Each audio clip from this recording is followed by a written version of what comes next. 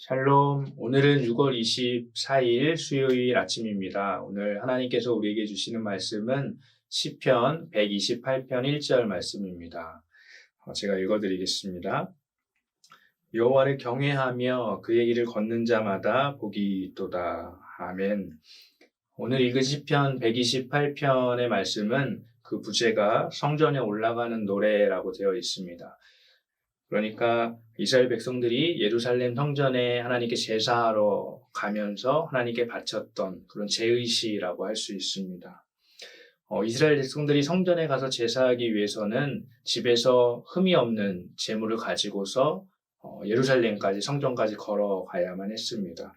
그 길이 때로는 하루길, 이틀길, 3일길 이렇게 많은 길을 걸어가야 했습니다. 가다가 그 흠이 없는 제물이 생책이라도 나게 되면 다시 집까지 가서 다시 제물을 가지고 성전까지 가야 했습니다. 그런 의미에서 볼 때 이스라엘 백성들이 성전에 올라가면서 부른 이 제의시는 그들이 하나님께 제사하러 가면서 그 길 위에서 하나님께 불렀던 노래라고 할 때 얼마나 간절한 마음으로 하나님께 이 기도를 하나님께 바쳤을지 우리가 생각해 볼 수 있습니다. 그런 간절한 그 이스라엘 백성들의 마음을 한번 생각해 보면서 오늘 이 시편 말씀을 한 번 더 들어보시면 좋겠습니다. 1절 말씀, 여호와를 경외하며 그의 길을 걷는 자마다 복이 있도다. 여러분은 복 주시는 하나님을 믿으십니까? 오늘 시인은 여호와를 경외하며 그의 길을 걷는 자에게 하나님이 복을 주신다라고 그렇게 선언하고 있습니다.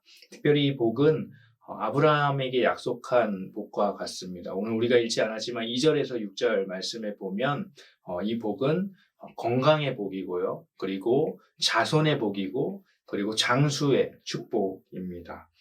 저와 여러분들이 이런 복을 받게 되기를 간절히 원합니다. 그런데 오늘 말씀에 조건이 있죠. 여호와를 경외하고 그의 길을 걷는 자에게 이런 복이 있습니다. 성경에 경외라는 단어가 첫 번째로 나온 것을 보게 되면 아브라함 이야기에서입니다. 아브라함이 75세에 하나님께 약속을 받습니다. 내가 내 자손을 별과 같이 많게 해줄 거야 라고 하나님의 약속을 받죠. 그런데 하나님이 아들을 주시지를 않는 거죠. 그래서 결국 아브라함이 불순종의 죄를 짓기도 합니다. 그리고 결국은 25년을 기다려서 100세에 아들 이삭을 받게 됩니다. 그런데 얼마 지나지 않아서 그 아들 이삭을 하나님께서 다시 나에게 제물로 바치라고 요구하십니다.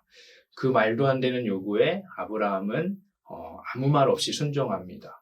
그리고 그 아들을 죽이려고 할 때 하나님께서 그 아브라함을 멈춰 세우면서 말씀하시죠.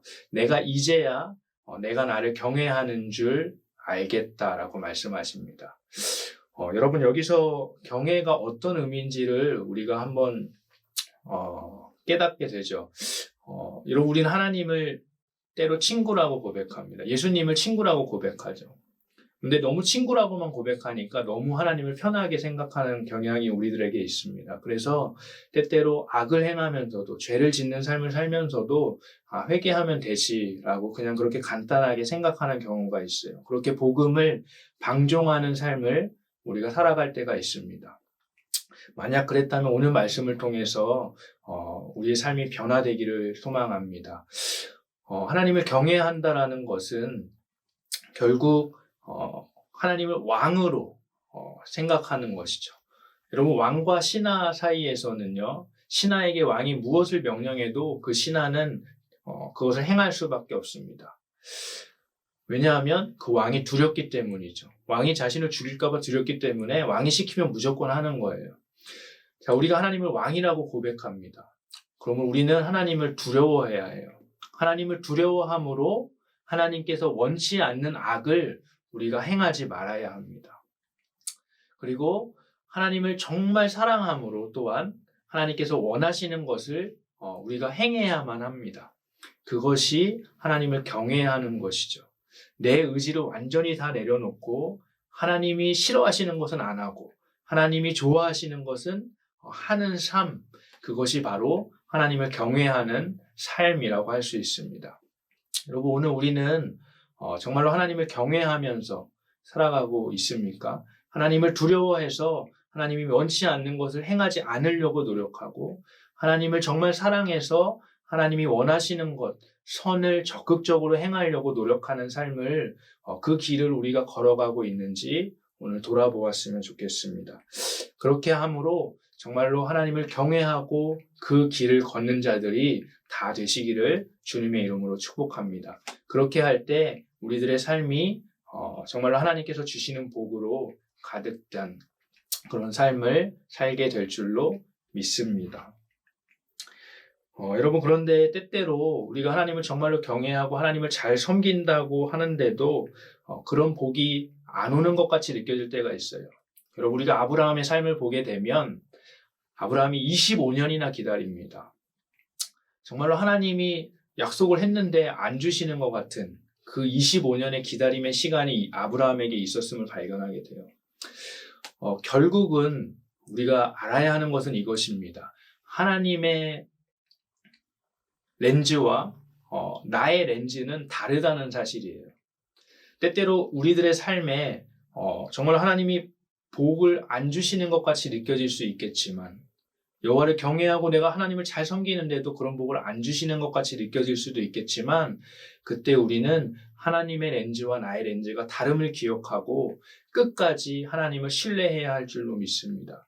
혹시 그런 상황에 처한 분들이 계시다고 한다면 하나님의 렌즈는 다름을 여러분 기억하시기 바랍니다.